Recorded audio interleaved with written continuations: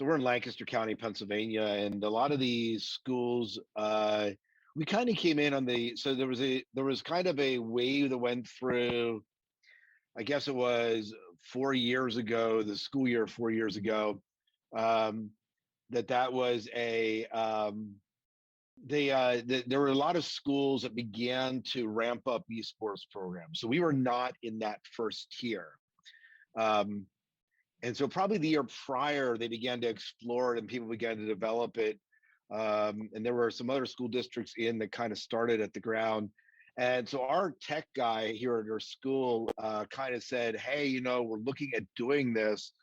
And one of our, that was a head tech guy, Charlie. And then there was a guy named Nick that was kind of looking to do it, but they wanted to pair it with another coach alongside of it. So the admin kind of asked and did interviews for someone to be interested. That was me, got tagged for that. And I was very interested in it. Just, I think because gamers notoriously end up being, many of them are isolated. I think there is a social culture in some of the games, but many of them kind of play individually by themselves.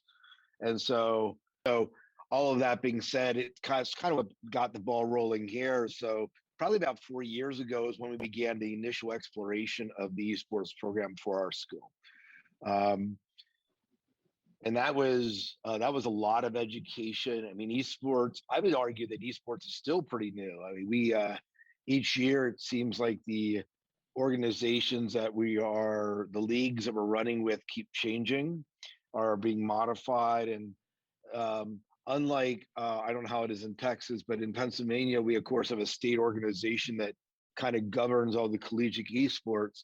Well, the collegiate sports in general. And esports really doesn't have that head. And there's been attempts to kind of establish that sort of thing in Pennsylvania. But it's an evolving platform.